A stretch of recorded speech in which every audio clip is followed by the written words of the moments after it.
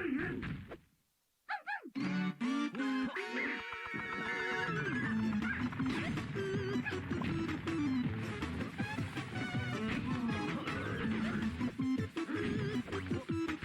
what's up, y'all? Martech79 here. We are back again today with another Jack-specific Super Mario action figure review. Today we are taking a look at the Builder Luigi from Super Mario Maker 2 and Boom Boom, the mini boss from multiple 3D Super Mario games. Very excited to get these in. We ordered these from eBay. That's right. We could not find them in store. I was tired of looking, so we settled for eBay. That's cool. We paid about $25 for Builder Luigi, about 20 bucks for Boom Boom, so about 45 bucks in total. That's not terrible. I've definitely spent worse for Jack specific 4-inch figures, but I'm just happy to get them in, man. So let's take a look at them in package. This is definitely just a redo of the Mario Builder figure. I like that the Builder Luigi hammer has the L emblem on there. Looks good. Really liking that. Spin them to the back here. These are from 2 separate waves. I've kind of been sitting on them for a little bit, but since I finally got 2 in, I figured I'd go ahead and do an unboxing here, so hopefully y'all enjoy it. Builder Luigi with utility belt. On with the utility belt and hammer, Luigi takes things to a whole new level, creates new and exciting courses using elements from the Super Mario series. Very cool. It's an overlook of the other Mario characters that comes from the line. We got Fire Mario, Toad, Dry Bones, Hammer Brothers. These are figures that I've had on the shelf for years at this point. And then we got our Boom Boom. Comes with a coin. Oh boy, another coin. Very cool. Then we've got Boom Boom, this super hand series, pretty cool. Spin it to the back here. Boom is Koopa who uses his strength in service of Bowser. That's basically it. He has 11 points of articulation. Mario, Cat, Luigi, Koopa, and Lemmy are the other figures that come this way. Also, just more figures that I've had on the shelf for almost a decade, man. So, okay, let's go ahead. Let's crack these babies open. Let's get started here. And now we're back, and now we have our Builder Luigi and our Boom Boom outside of the package. So let's get a look at Builder Luigi here first. He was the one I was most excited for. Very excited to get him, man. Just a different variation of a Mario Brothers. Always puts a smile on my face. Always warms the soul. Definitely comes out good. I like the green overalls here. The yellow pattern on the shirt here. The construction hat comes out good. I really like his construction belt here. It's really cool, man. So good. I mean, it's Luigi in a Builder outfit. Definitely a spitting image of him as he appears in Super Mario Maker 2. You know what I mean? I love that game. It was so much fun. Here is the closer look at the hammer here. Comes out good as well. We'll stick that in his hand in a second here. But yeah, just very excited to get him in, man. Definitely a must-have if you're a fan of the Super Mario Maker series. I don't know if it's necessarily a must-have if you're just a casual Mario fan, but if you're a super diehard like me, gotta have him, man. Boom Boom. I've had a lot of epic battles with Boom Boom. Got his face here, it comes out good. Got his hands here, it's kind of top heavy due to the hands here. But, you know, just lean him forward, or lean him backwards or forward. He'll be fine. See, look at that. I feel like he kind of leaned forward on his hands during the gameplay anyway. So I feel like that's your basic stance that you're going to want to have him in. Kind of pissed off about this coin here. I feel like they could have given him just something, anything else other than a coin, I would have been happy with. But, you know, whatever. I like the shell. All of the paint apps come out good. The red is really shiny and popping. I like the white spikes going in here. The white outer rim comes out good. You got his tail there as well. Product numbering on the bottom of the foot there. You can see the toenails. Typical Koopa, just a super strong, steroid-infused Koopa. Gotta love it, man. Okay, let's run through their articulation here. Let's do Luigi first. So, looks like you can either stick the hammer into his little utility belt here. So that is an option like that. So that's pretty cool. Or what I'm going to do, how I'm going to pose it on the shelf, I'm going to stick his little hammer in his hand there. Just like that. That comes out good. Look at that. Sweet, dude. I'm loving that. So, articulation, head, can't go down, can't go up, rotate 360 degrees. Arm, rotate 360 degrees. Go up, the shoulder, back down. It's on kind of a butterfly hinge, elbow joint. Go up about 90 degrees. That's all you get. These are Jack specific, technically $10 figures, so always keep that in mind. Leg, cannot go up, can't go backwards, and he does have a 90-degree knee joint bend as well. So you can kind of get him in a running pose, sort of.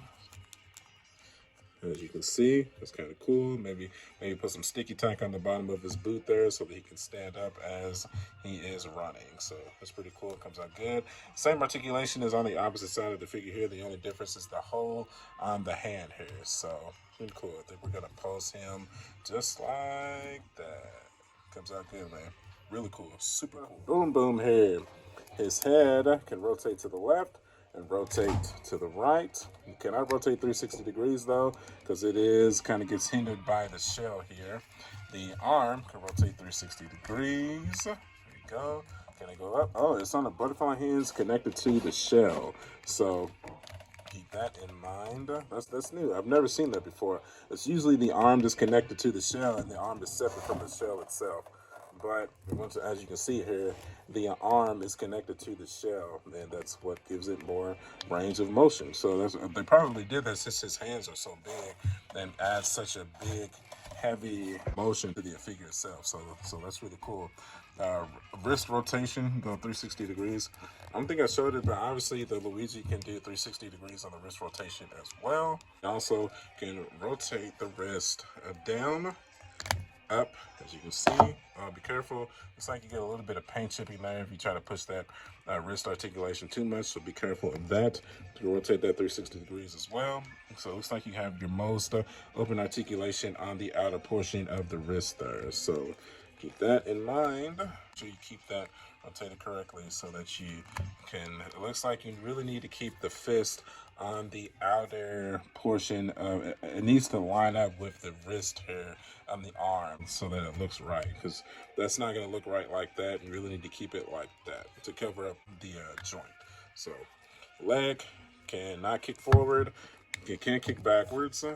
You get a little bit of a knee joint bend there, as you can see, but you're not really gonna be getting him into any running poses. That's just too top heavy, so keep that in mind.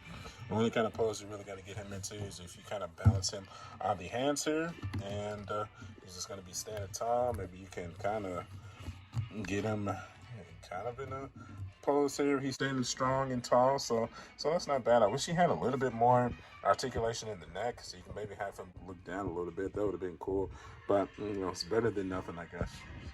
So, okay, let's get them into some poses here. Okay, so if you want to compare him to just a regular Mario figure, the portion come out good. The Mario brothers have always been somewhat taller than Boom Boom. He's definitely the normal size of a Koopa. There's just his arm strength and his steroid use.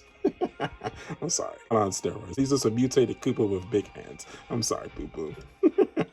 But it comes out good, man. The height difference is correct, as you can see.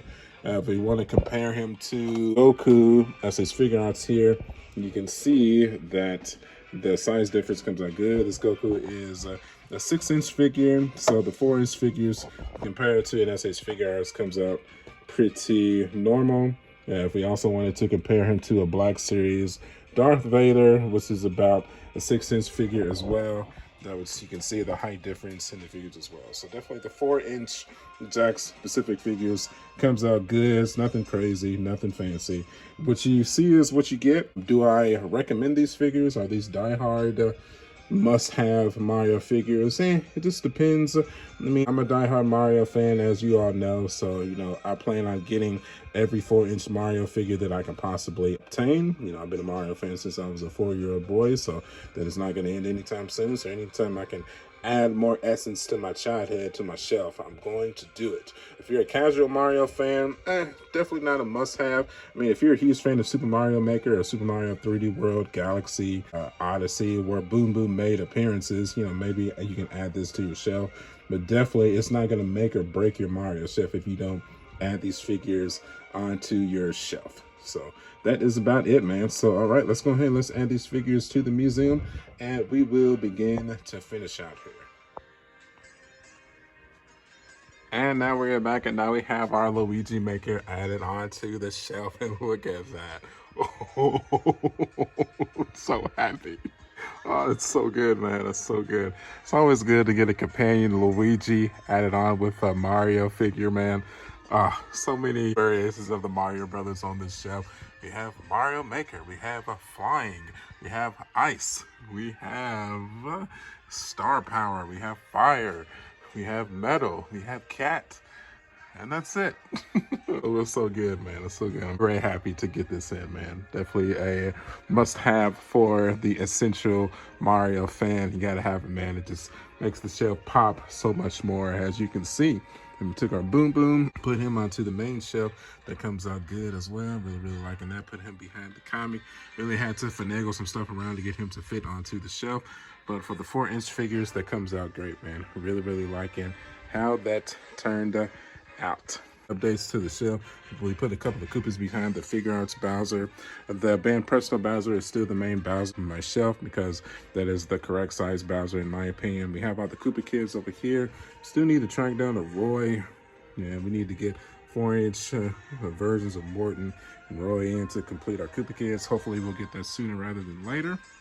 And that's gonna about do it, man. Still need 4-inch versions of Rosalina, Daisy, Birdo, Nabbit. Yeah, man, we still got a long way to go before we get an essential 4-inch shelf for Mario figures, man. But, you know, I've been at this for about 10 years now, man. You know, hopefully in the next 10 years or so, we'll be able to complete the most essential Mario characters in a 4-inch frame onto the shelf. All right, as always, my friends, if you appreciated the video, if you enjoyed the video, if you're a Mario fan, if you're a Nintendo fan, if you have been a fan of the Mario franchise as long as I have, you know what to do. Hit that like button. You can follow me at youtube.com/MarJack79. I am also on Facebook, Instagram, and TikTok. I've been a fan of the Super Mario Brothers franchise since I was a 4-year-old boy, and I plan on being a fan the remainder of my life, and I don't plan on stopping these videos anytime soon. So make sure you get subscribed so you don't miss out on all this great content. As always, my friends, I will see you guys on the next one, and I'll catch you guys later. Bye. Oh, it's me, Super Mario, Super Marcus. Mamma mia, he's number one.